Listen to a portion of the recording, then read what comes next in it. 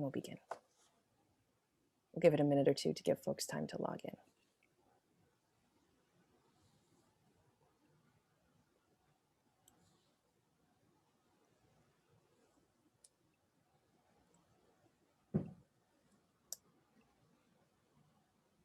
All right, good evening and welcome to tonight's live online author event with Greenlight Bookstore.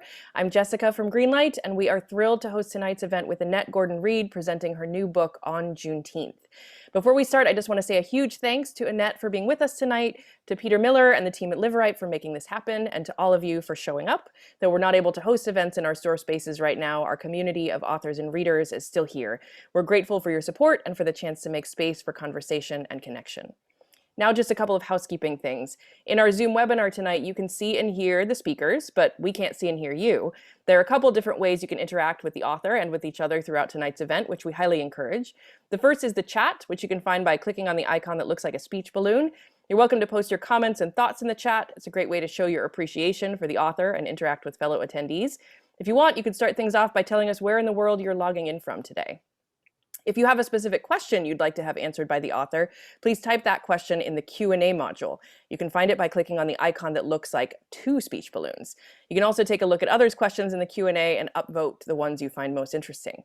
We'll be pulling questions just from the Q&A to be answered in the later part of the program.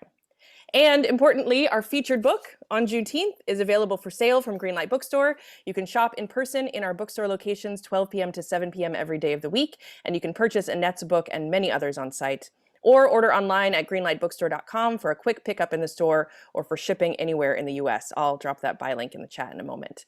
If you care about supporting the careers of authors and the ongoing existence of independent bookstores, buying tonight's featured book is a great way to show your support. All right, introductions. Our featured author this evening is Annette Gordon-Reed. She's the Carl M. Loeb University Professor at Harvard University, the author of Pulitzer Prize-winning The Hemmingses of Monticello, among other works of history. She lives in New York and Cambridge. Her new book, On Juneteenth, combines analysis of American history with her own family chronicle in the state of Texas, providing a historian's and a citizen's view of the country's long road to recognizing the significance of Juneteenth. It's both an essential account and a stark reminder that the fight for equality is exigent and ongoing. So I'm feeling extremely fortunate to be able to have a conversation with Annette about her book tonight, and then she'll be able to answer some of your questions as well. But first, she's going to start off with a little reading from the beginning of the book. So Annette, please take it away. Thank you very much. To my surprise, some years back, I began to hear people outside of my home state, Texas, talk about and actually celebrate the holiday Juneteenth. June 19th, 1865, shortened to Juneteenth, was the day that enslaved African Americans in Texas were told that slavery had ended, 2 years after the Emancipation Proclamation had been signed, and just over 2 months after Confederate General Robert E. Lee had surrendered to Ulysses S. Grant at Appomattox. Despite the formal surrender, the Confederate Army had continued to fight on in Texas until mid-May. It was only after they finally surrendered that Major General Gordon Granger, while at his headquarters in Galveston, prepared General Order No. 3, announcing the end of legalized slavery in the state. The truth is, I confess here, I was initially annoyed, at least mildly so, when I first heard that others outside of Texas claimed the holiday. But why? After all, it was a positive turn in history, evidence that our country was leaving behind, or attempting to, a barbarous institution that had blighted the lives of millions. Such a thing should be celebrated far and wide. My twinge of possessiveness grew out of the habit of seeing my home state and the people who reside there as special. The things that happened there couldn't have happened in other places. Non-Texas could never really understand that the events that took place in Texas what they actually meant. I'm certain that I'm not alone in this attitude. From my earliest days, it was drummed into me, and I believe other young people growing up in Texas at that time, that we inhabited a unique place that we were always supposed to claim and of which we were always supposed to be proud. I've noticed over the years that it is hard to meet a person from Texas who does not, at some point in the conversation, let you know, either with a drawl or without, that he or she is from the state. My proprietary attitude about Juneteenth quickly disappeared. Rather than keeping the holiday to ourselves, Texans have been in the forefront of trying to make Juneteenth a national holiday. As I think of it, it's really a very Texas move to say that something that happened in our state was of enough consequence to the entire nation that it should be celebrated nationwide. It has been offered as part of the justification that the end of slavery in Texas was the end of the institution, period. That's not quite true. Granger's order did not end slavery in the country. That did not happen officially until December 1865, when the 13th Amendment to the Constitution was ratified by the necessary number of states.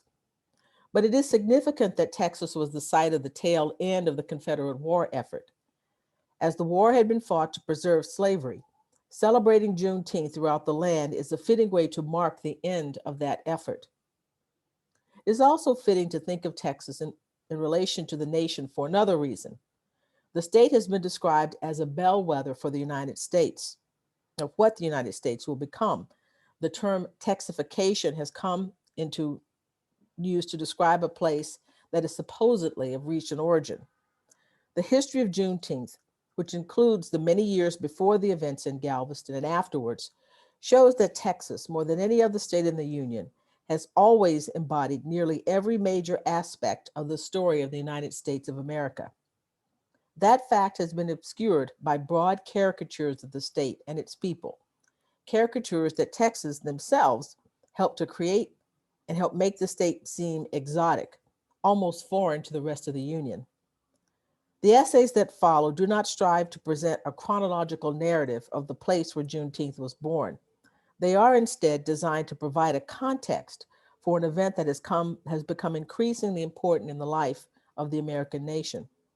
It's a look at history through the medium of personal memoir, a Texan's view of the long road to Juneteenth, the events surrounding the date itself, what happened afterwards, and how all of this shaped life in Texas, my family's life and my own. My Texas roots go deep. On my mother's side, back to the 1820s. On my father's side, at least the 1860s.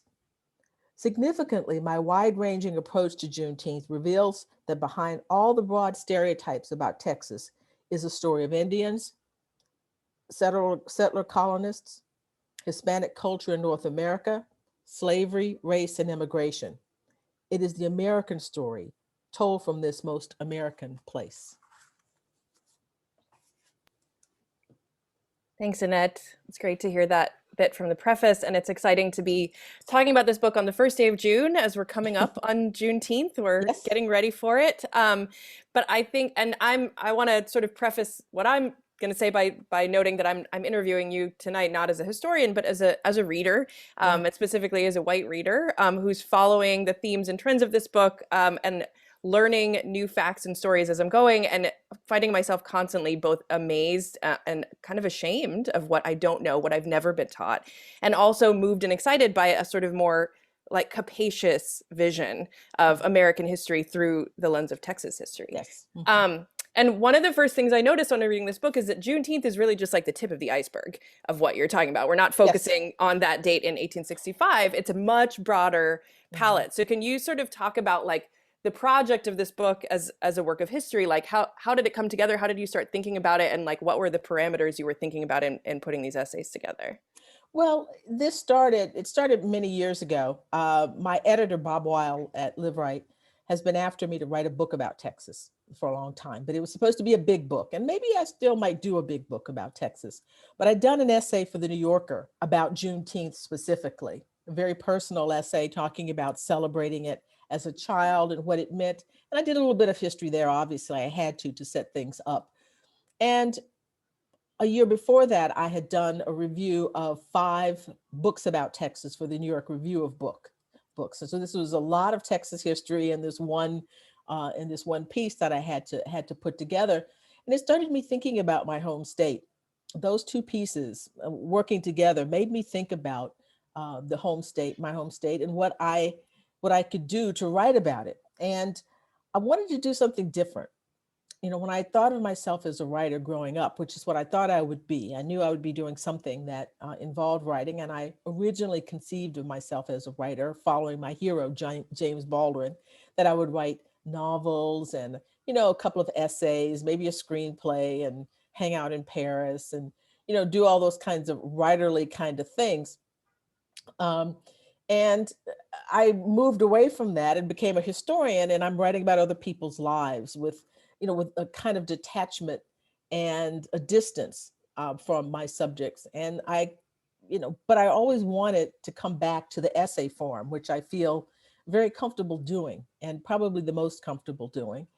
And so Bob raised this question again about doing this. We were in the middle of a pandemic. I was thinking about mortality, thinking about my parents who are no longer living, but thinking about how they would have responded to these very strange circumstances we're in. We're in Manhattan, and we were ground zero to all of this, of going out to the park every day for a walk and seeing the tents that were made for the overflow from the hospital there in the park. So it was a time to think about your life and the life of my family. And it sounded like a good idea to get personal, to just sit down and to write.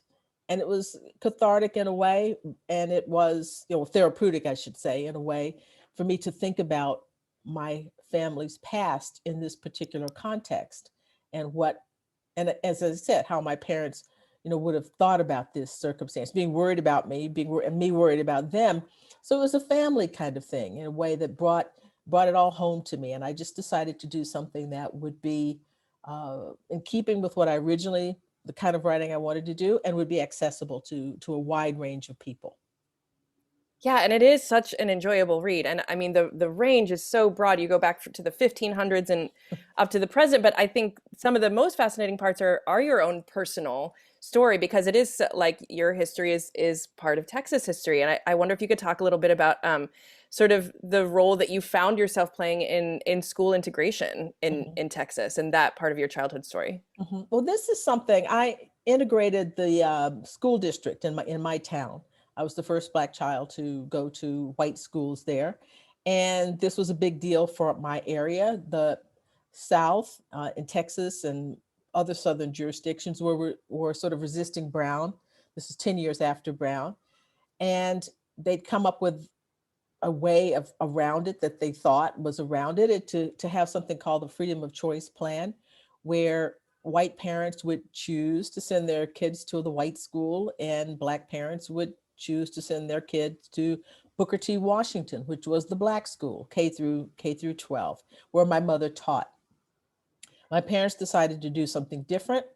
Their reason for doing that changed over time. They gave different explanations, and I think as they became somewhat disillusioned with the overall effects of integration, they became, they cast it as much more a pragmatic uh, reason rather than idealism. They said, well, we knew the court was going to strike this down. And my father said, I wanted you to go to a school, an elementary school, because white people had their schools were divided. They had elementary schools, intermediate schools, junior high. Everybody wasn't all together. And he just thought it would be better. And those are pragmatic things, but I really think they were pretty idealistic. This is the mid 60s. We've got the civil rights movement, the Civil Rights Act, and the Voting Rights Act. This is at the height of all of that. And I think they clearly saw this as an idealistic move on their part. And they left my two older brothers who had already started school, were, in the third and the fourth grade they would have been in the Black school, in Washington school. And they sent me to Anderson Elementary School. I was just starting first grade. I'd been in kindergarten at Washington, but real school, kindergarten in those days was just, I was an afternoon kid. You just go in the afternoon, play a little bit, and come home. This was, first grade was the beginning. And so they sent me. And, I didn't have an escort. It was not supposed to be a big deal. My parents and the press and the district were in contact with one another and said, I learned all this later, that it would just be a normal thing. My father would drive me to school, drop me off, and I would start classes, and that's what I did. And it was not normal in the sense that periodically there would be sort of delegations of educators who would come and stand in the doorway and look in, watch me there with the other students, and I knew I was on display, and I knew why they were there. But other than that, there was no official, there's no publicity or anything about all of it. I was just to sort of proceed as if this were normal, even though it was kind of not normal because of the circumstances. Yeah, it's interesting to hear you talk about the things that you learned later about that story. What was the experience like for you of writing about your own childhood and your own family and your own hometown as a historian? Like what kind of research did that involve, and what kind of like emotional work did that involve? Well, it's interesting. The other thing I was doing was cleaning out my closets while we were here stuck in our apartments. And I found an essay that I had written about this period, which could have been chapter a Texas town. It could have been that chapter many years ago. And I don't know, I have to figure out exactly when I wrote this. I don't remember it, but it was courier type. So it must have been a long time ago. Um, and it was this is something that obviously has been on my mind a long time because it's sort of a big deal. I haven't thought about it over the years, but that was a big thing for a little kid to do. And I'm not entirely sure that I would have done that. I would have sent my kid. It was it's pretty gutsy move, a risky move, I should say, on the part of my parents, but my mother and my father, but had always communicated total faith in me, and um, it was interesting to sort of pull this forward to think about that time period and how it had shaped me. How did it make me? It is I sort of suggest in the book that my capacity, either this, I don't know whether it's a chicken and an egg thing, my capacity to be detached, to sort of stand outside of subjects, whether it's Jefferson or Andrew Johnson or any person that I'm writing about that I would not necessarily, that I'm not like, obviously, and look at them with a certain distance. Was that born of that time when I was in the circumstance where I had to figure out what was going on here. I mean, I knew that I had done something that was out of the ordinary, that people were responding to me based upon this thing I had done, not necessarily because of me as an individual, but sort of what I represented in a way. And it was it was strange. It was a strange time. And so I had to kind of recover that and think about, how did that make me feel? How did that shape me? Did it make me want to be a historian? Does it affect the way I do the kind of history that I do? The detachment that I think I'm able to bring? Is that a good thing? It may not be a good thing to have that. So it was, I had to do a lot of soul searching is not the word, but thinking about how all of this affected me. And as I said, I'd written an essay about it some years ago, but other than that moment, I have kind of pushed it it was just a thing that happened to me, and I didn't think of it as a big deal. Other things came and went, other problems, but it's a big deal. And once you have kids, of course, and you think about your children, I was trying to imagine my daughter Susan and my son Gordon.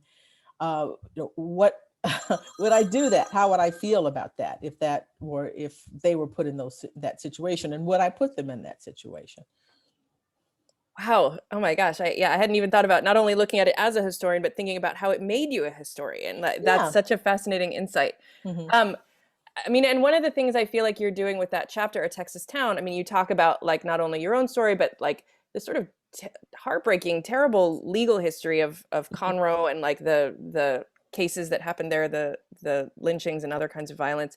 It feels like you're doing a lot with like macrocosm and microcosm in this book, with Yeah. the town as a microcosm for Texas, and then Texas as a microcosm for the US. So can you talk a little bit about how you thought about that and how that metaphor works? Mhm. Well, Conroe uh, had a reputation as a tough town for Black people. I talk in the book about lynchings that took place there. A man was burned at the stake, this real medieval stuff, burned at the stake in the 1920s in Conroe. A man was shot to death in open court in front of judges, jury, witnesses, and was acquitted. A white man who shot a Black man who was alleged to have raped his wife. And a story that my grandfather told me about, because he knew these people. Strangely enough, this took place, the events took place in Livingston, where I was born, and the trial was removed to Conroe, where I grew up. And my grandfather knew the defendant and knew the woman and her husband. And so I'd heard all these stories about Bob White growing up. And it wasn't until I was working on the book that I realized that this case went all the way up to the Supreme Court.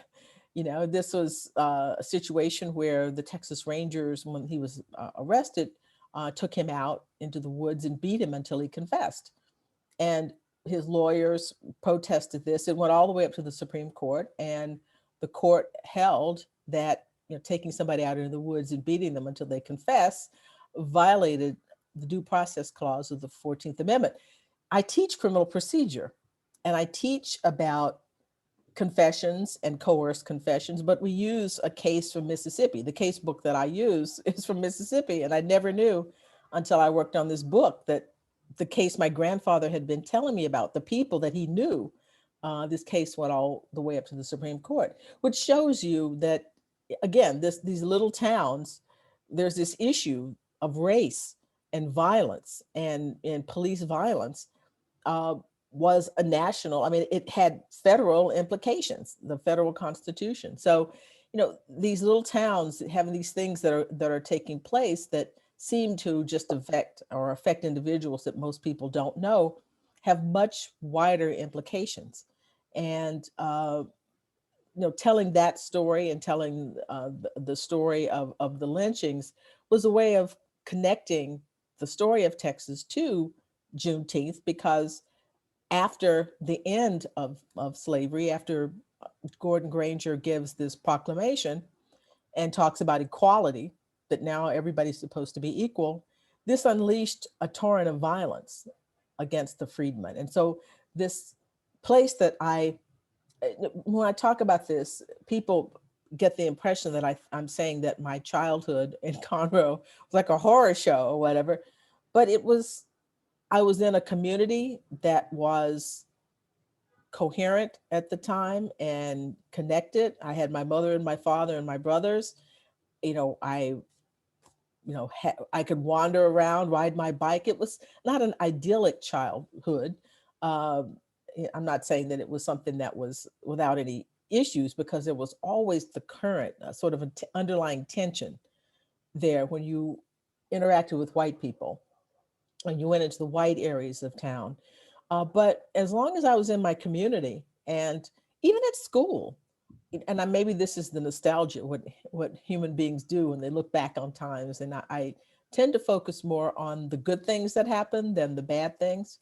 So I would say I had a happy childhood. I took piano lessons, I took swimming lessons, I did all the kinds of things little kids do, but there was this this tension, this walking. It was a high wire act in some ways, because we knew about the town's reputation, and there were instances where young black men, a young black man who my brothers knew, was arrested and went into the jailhouse and didn't come out.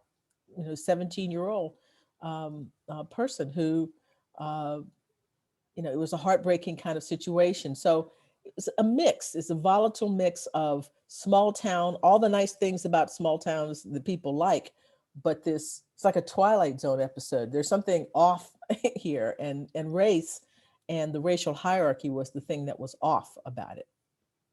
And do you feel like looking at that mix of a town like Conroe, or even the bigger mix of a place like Texas, is useful in understanding sort of the American project, the American relationship to race in that era, in our own era? What does it tell us? Oh, I think, as I suggest in the preface, Texas, all of the sort of major currents of American life go through Texas. And it, on one hand, it seemed like this super exotic place. I love it when I used to take my kids when my father was alive. I took my kids down there, several times a year, and it was like they were going to the Amazon. I mean, my New York or Manhattan children um, thought it was so exotic, but in fact, Texas, as I said, has everything there. There's slavery, there's westward expansion, there's the conflict with Indians, indigenous people, Latino, Anglo culture, and conflict and relationship. There's plantation slavery, there's Jim Crow, there's immigration. All of this in one place. There is no other state that I can think of that has all of those things colliding in that particular place. So I think if you can get past the image of the cowboy and the oil man and realize that Texas was a slave society, it's the slaveholders' republic, the republic that we talk so much about, you can understand a lot of stuff that's going on down there. A lot of times I think people hear things coming out of Texas and they may be puzzled about, what does this have to do with cowboys? What does it have to do with the West? What does it have to? No, this is, East Texas was the South. Texas was in the Confederacy. Even before it was part of the United States, slavery was an issue. The people who came to settle it came with enslaved people to turn it into part of the Cotton Empire and sugarcane, all those kinds of things. That's what it was supposed to be about. And you have to, that's a missing part of it. That's what I really want people to think about Texas in a different way. Texas is not just cowboys and white guys and in business or cattle ranchers. It's me. It's all kinds of people from the very beginning. It didn't just, this is not new. This is how it got started, with this melange of all these different people operating in that space. Yeah, I loved hearing you write about the big thicket, which seems like such a funny understatement. It's like what, 3 million acres or some enormous amount of like forested land. And I definitely had in my mind the stereotype of Texas is just like one big desert. That's the whole Mhm. thing. And obviously that's such a misconception. So but the big thicket seems kind of like a humorously like underplayed like Thing, way to yeah. talk about this massive You just think like place. a little bit, you think a little park or something like that. No, Yeah. really, really Yeah. big. Yeah. I mean, and one of the interesting arguments you make is for Texas as maybe sort of the starting point for Black history in America. I mean, like we've been talking a lot lately about 1619, but you Mhm, talk about Galveston in what, 1520, mhm, mhm, when Esteban or Estebanico comes mhm. with the Spanish explorers. Can you talk about that a little bit Yeah. and Well, why that's like not more part of our consciousness? Well, it was a part of our consciousness as we take Texas history fourth and seventh grade, and I think he was mentioned in passing.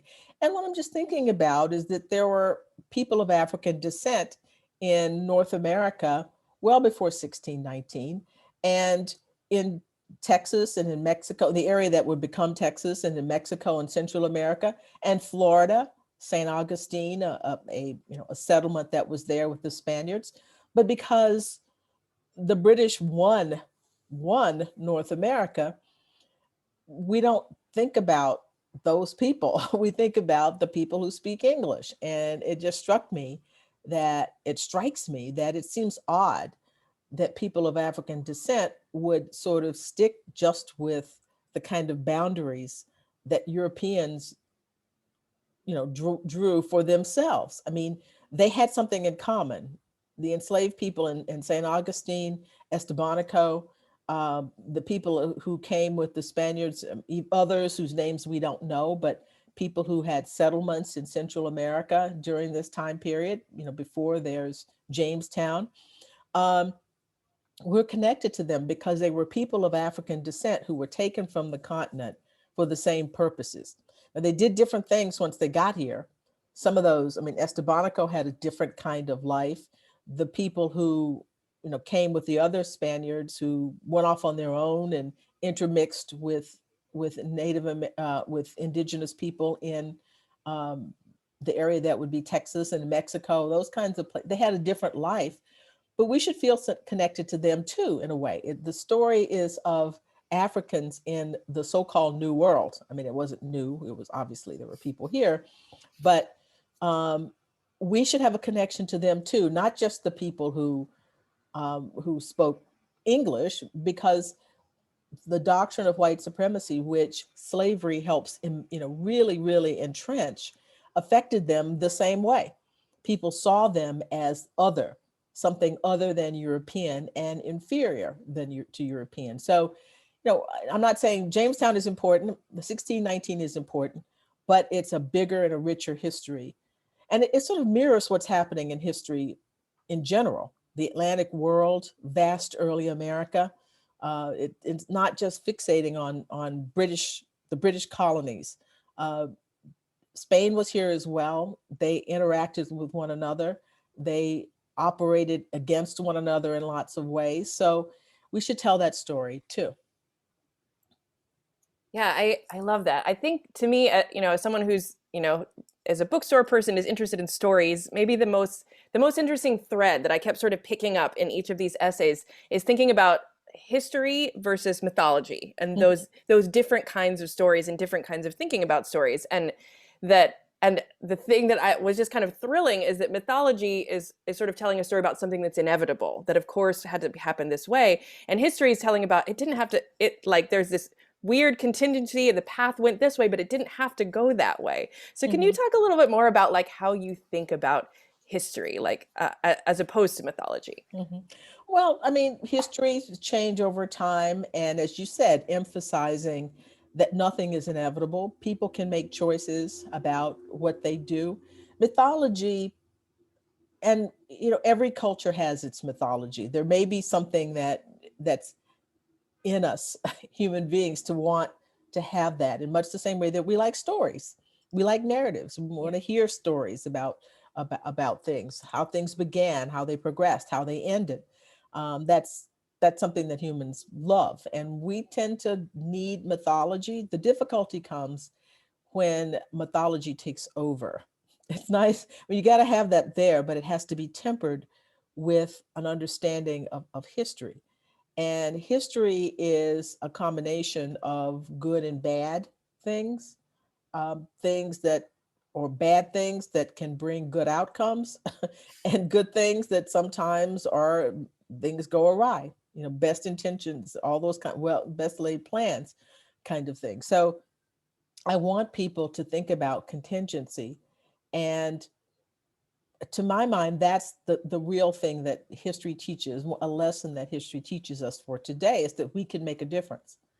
That our actions matter just as they mattered in the past, when people chose, instead of, you know, paying people a minimal amount of money and not taking a property interest in them, taking a little less profit, but not having, property in human beings. People chose to do that. When the Republic of Texas becomes a republic, they choose to write a constitution that protects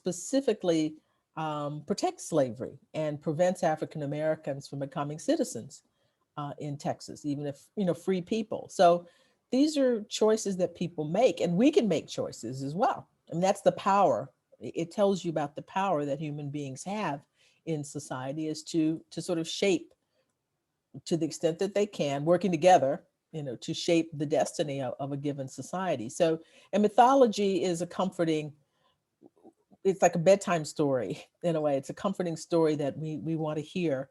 And we may need that in some ways to bind people together. But the difficulty depends on what the myth is. It's a little bit hard, as I said, to ask African American people to celebrate an unalloyed joy about a republic that was designed to protect slavery, and did not recognize African American people, their capacity to become citizens. So we can be a part of history, but it's a bit much to ask us to take an uncritical stance about that. And there's just no way around it. You know, if you read the Constitution, you're going to skip over those provisions. You have to see, unless you do that, you have to see what that was all about.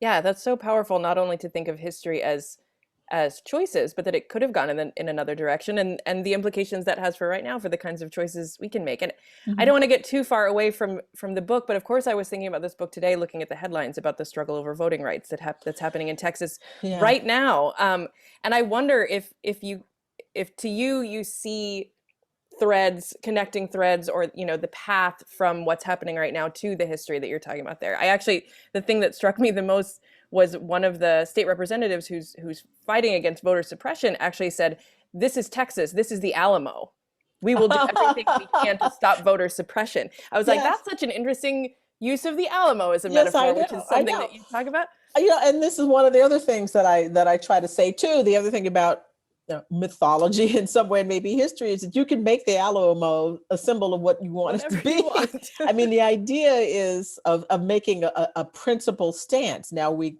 question, what they were standing for, the principle that they're fighting for, but this idea of we're going all out for something that we believe in. Yeah, maybe, I guess, sure, why not give it a shot? I mean, it's something that Texan, it's probably the only way that African American people could claim it, claim the Alamo, and to think about it as a last stand. But yeah, I do see connections. I mean, one of the most moving things that happened to me working on this book was to find a list of voter registers, people who'd registered to vote, and to see my great great grandfather on that list in 1867 in a place, Madison County, that I didn't.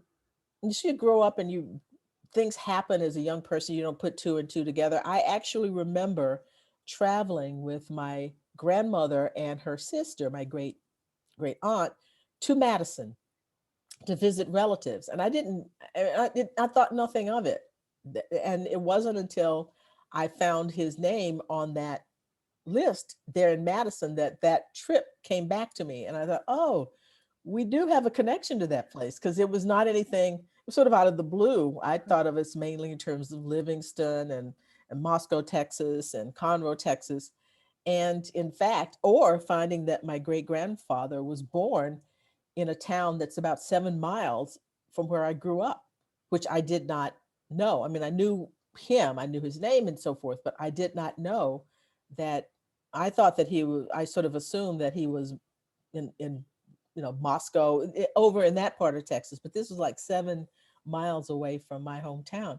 So um, finding his name on that list and thinking about how he must have felt to think that he was now part of the United States, and part of the state of Texas, and he was going to exercise his rights as a citizen, and to think that we're still fighting about that now on the basis of a racial hierarchy, because there's no question in my mind that it was the greater participation of all people, but particularly African American people who tend to vote Democratic, that spurred this kind of backlash. So um, this moment, like, I talk about June 19th, Juneteenth, as a moment of hope, and wanting to commemorate it, to honor the hopes of those people who had been treated like property and who were kept out of citizenship. That we have to fight this battle now to continue to make sure that people can vote. And in a republic, you would think that that would not be a controversial thing in a republic, that people should, eligible people should be allowed to vote, shouldn't be made hard, but here we are. And for some of the same reasons that I'm talking about in the book, the racial hierarchy that was created by the institution of slavery and the attempt to keep Black people outside of the polity. Absolutely.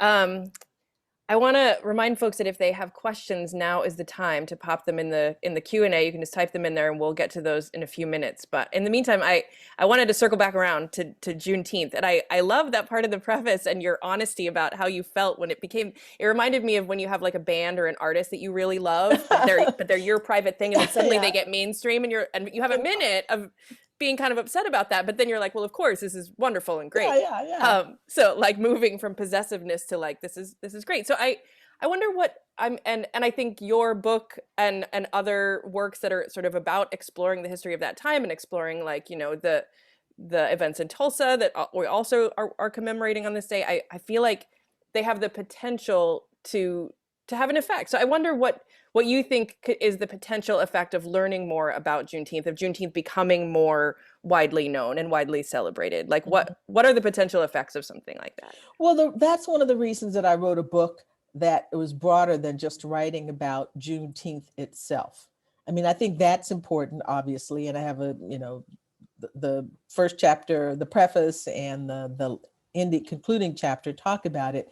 But I wanted to write a book that that recounts the history of this country with race and slavery, and so people can see, you know, why we are where we are, the things that we're fighting about, the problems that we have, and perhaps have a way to overcome that. I don't know that we're going to totally overcome it ever, but to keep moving forward on this question of race, so people can see that it's something that we've been discussing for a long period of time. There were remedies. The 13th, 14th, and 15th Amendment were designed to bring Black people into citizenship. There was a backlash against that, and people fought against the backlash, and we had a civil rights movement, and we moved a little bit forward. And you have to keep pushing the ball, and there will be people who resist. And to my mind, the story it's a story of progress and a belief in the idea of progress, but it's to know that it's not inevitable. You can go forward, 2 steps forward and 4 steps back, if you're not vigilant. Back to my point about seeing history as a learning history as a way of teaching you about taking action and struggle, and that we can make a difference. So that's what I hope the overall story tells you. And not, I mean, Juneteenth is important, and it's important to commemorate that, but how did they get there? You know, how did we get to a point where there was racially based slavery? And what did that do to us? How did that shape our views? And how do we continue to struggle against that legacy after slavery was over? You can't expect, after a couple of centuries of a culture built on that idea, to wipe that out. In 1965, we get the Voting Rights Act and then pretend that, oh, everything's okay now. No, no, it's still echoing. And I think the book tells you where the echo started, and, with the hope that we can do something about it and maybe make a different direction. We could do things differently. Absolutely. Although I wonder if it's possible to celebrate holidays like the 4th of July or like Juneteenth without like some degree of mythology, Oh, yeah. because they're about storytelling. So what are the ways that like history and mythology can kind of speak to each other, so that we have myths that we love and that are powerful, but that I don't know, do we need to be constantly editing our mythology? Well, I think you can have mythology in some aspects of it, but you have to be realistic about the people who we make into being heroes. It's a difference between, being a child and thinking that the people you admire, your parents or whatever, are perfect people, and then you find out that they're not, and you have your own children and you find out that they had no idea what they were doing, as you were in this position as well.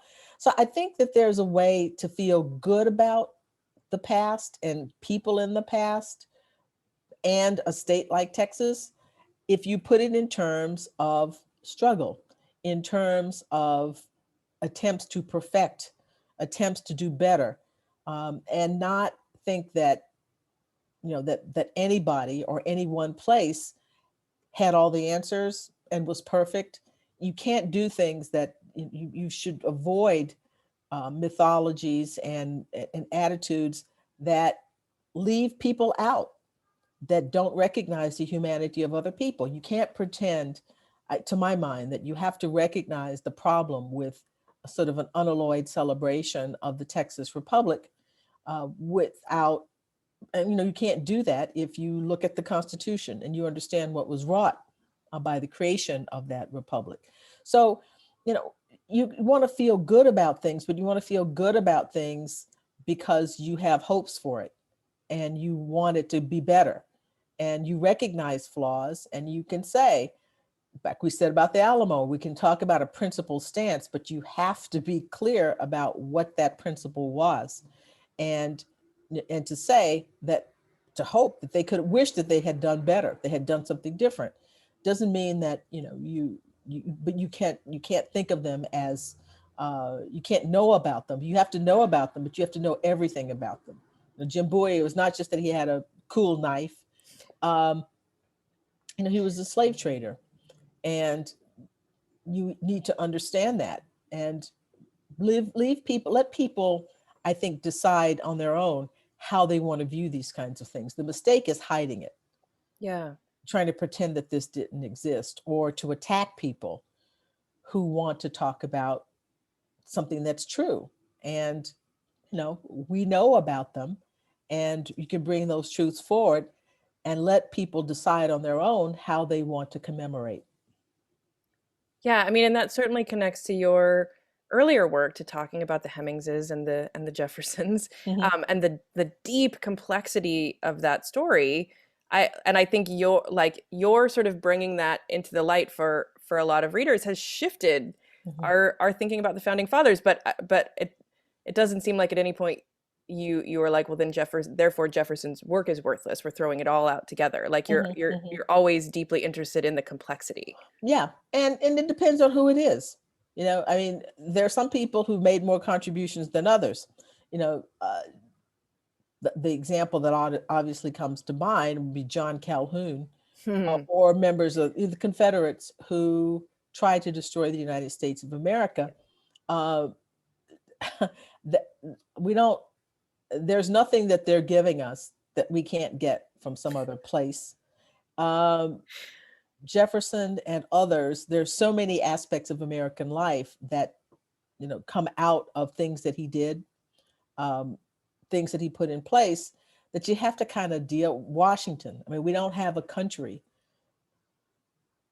in all probability without Washington, because he was the person that people rallied behind. And if you think having a country is a good idea, if you don't think that, then we can talk about it. But if you think the United States of America was a good project, ultimately a project that you want to see in existence, you have to recognize the person who helped put it there. But you also have to talk about the fact that he was a slave owner and that he sold people to the West Indies, which was a place of almost certain death.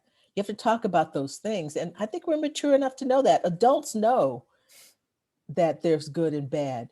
And you take the measure of people and you decide, you know, how you're going to view them, how you're going to find that balance. And we're all going to come to different conclusions about it. But I think that some people are more necessary than others. I like that. And yeah, there's so much in here that I will admit I was not expecting it from a work of history. The hope that you're talking about, and the book ends talking about love and talking about how do you love Texas as a Black Texan, and how do you love America as a Black America? So I wonder if you could talk about that Mhm, as we wind down. mhm. Well, I was talking about what I end up with is why I love Texas. And what makes you love a place, and what made me love it, was that it's where I, got to know my mother and father and my brothers and my, people, Texans, people who lived in that place and created a family, and created a family that loved each other, that struggled together.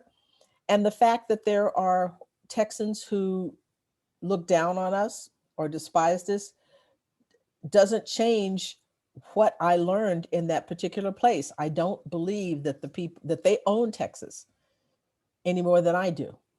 And my Texas is as real, was as real as their Texas. And their hostility doesn't define my relationship to that particular place.